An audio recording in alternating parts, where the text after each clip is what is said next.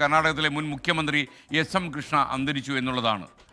92 വയസ്സായിരുന്നു അദ്ദേഹത്തിന്. പത്മ പുരസ്കാരമൊക്കെ ലഭിച്ച ആളായിരുന്നു. മാത്രമല്ല കർണാടകത്തിലെ IT സ്വപ്നങ്ങൾക്ക് ചിറകുവയ്ക്കാൻ കാരണക്കാരനായത് ഈ ഭരണാധികാരിയായിരുന്നു എന്ന് ചരിത്രം ഓർമ്മിക്കുന്നു. വാർദ്ധക്യ സഹജമായ അസുഖങ്ങളെ തുടർന്നായിരുന്നു ഇന്ന് പുലർച്ചെ 3 മണിക്ക് അദ്ദേഹത്തിൻ്റെ അന്ത്യം സംഭവിച്ചത്.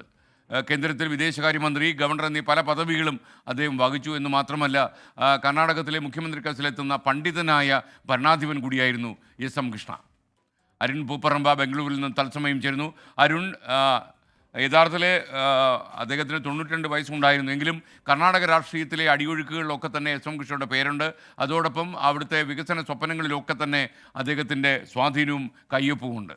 പറയൂ.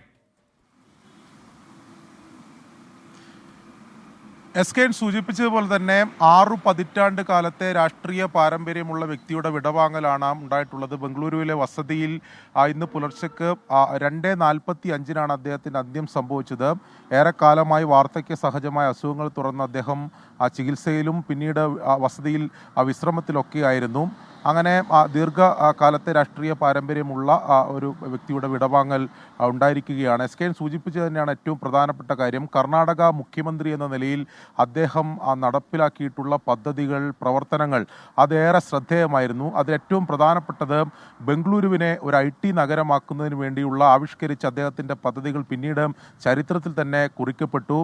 ബംഗളൂരുവിൽ ഇത്രയധികം പദ്ധതികൾ ആവിഷ്കരിച്ച മറ്റൊരു മുഖ്യമന്ത്രി കർണാടകയിൽ ഉണ്ടായിരുന്നില്ല എന്ന് തന്നെയാണ് സൂചിപ്പിക്കേണ്ടത്. 1962 അദ്ദേഹം ഈ രാഷ്ട്രീയ പ്രവേശനം നടത്തുന്നത്. പ്രജാ സോഷ്യലിസ്റ്റ് പാർട്ടിയിലാണ് അദ്ദേഹം ആദ്യമായി സജീവ രാഷ്ട്രീയത്തിലേക്ക് എത്തുന്നത്. പിന്നീട് 71 കോൺഗ്രസ് പ്രവേശനം. 71 തന്നെ മാണ്ഡ്യ മണ്ഡലത്തിൽ നിന്ന് ലോക്സഭാ അംഗമായി അദ്ദേഹം തിരഞ്ഞെടുക്കപ്പെട്ടു. അങ്ങനെ ഈ പാർലമെൻ്ററി രംഗത്ത് കൂടി 70 അദ്ദേഹം എത്തുകയുണ്ടായി. പിന്നീട് ഇന്ദിരാഗാന്ധി, രാജീവ് ഗാന്ധി, മൻമോഹൻ സിംഗ് മന്ത്രിസഭകളിൽ അംഗമായിരുന്നു. വിദേശകാര്യമന്ത്രി എന്ന നിലയിലും ഗവർണർ എന്ന നിലയിലും അദ്ദേഹം പ്രവർത്തിച്ചിട്ടുണ്ട്. അപ്പോഴും 1999 മുതൽ 2004 വരെയുള്ള കർണാടക മുഖ്യമന്ത്രി എന്ന ആ സമയത്തെ അദ്ദേഹത്തിൻ്റെ പ്രവർത്തനങ്ങൾ തന്നെയാണ് ഏറെ എടുത്തു പറയേണ്ടതും ശ്രദ്ധിക്കേണ്ടതുമായിട്ടുള്ളത്.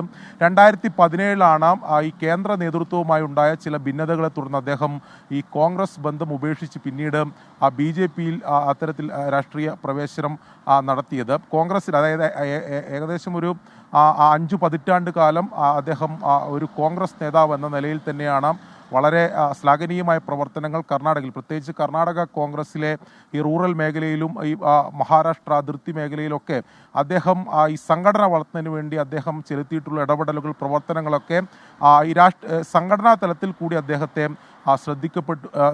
2023 പത്മ പുരസ്കാരം നൽകി രാജ്യം അദ്ദേഹത്തെ അംഗീകരിക്കുകയും ചെയ്തത്. അങ്ങനെ ഞാൻ സൂചിപ്പിച്ച പോലെ ദീർഘകാലത്തെ രാഷ്ട്രീയ പാരമ്പര്യമുള്ള ഒരു വ്യക്തിയുടെ വിയോഗമാണ് ഉണ്ടായിട്ടുള്ളത്. എന്തായാലും ഇന്ത്യൻ രാഷ്ട്രീയത്തിൽ അത് വലിയ ശൂന്യത ഉണ്ടാക്കും. സംസ്കാര ചടങ്ങുകളുമായി ബന്ധപ്പെട്ട വിവരങ്ങൾ, ഔദ്യോഗിക വിവരങ്ങൾ ലഭ്യമാകുന്നതുള്ളൂ. Okay, thank you. അദ്ദേഹം രാജീവ് ഗാന്ധി, മൻമോഹൻ സിംഗ്, ഇന്ദിരാഗാന്ധി എന്നിവരുടെയൊക്കെ മന്ത്രിസഭയിൽ അദ്ദേഹം അംഗമായിരുന്നു. ഏറ്റവും വലിയ കോൺട്രിബ്യൂഷൻ ബംഗളൂരിനെ ഏറ്റവും ലോകമറിയുന്ന ഒരു IT ഹബ്ബാക്കാൻ അദ്ദേഹം വലിയ താല്പര്യമെടുത്തിരുന്നു. അതിന് ഫലവും ഉണ്ടായി. എന്ന് മാത്രമല്ല 2017 ആകുമ്പോഴേക്കും കോൺഗ്രസ് നേതൃത്വവുമായി അദ്ദേഹത്തിന് അഭിപ്രായ വ്യത്യാസമുണ്ടായി.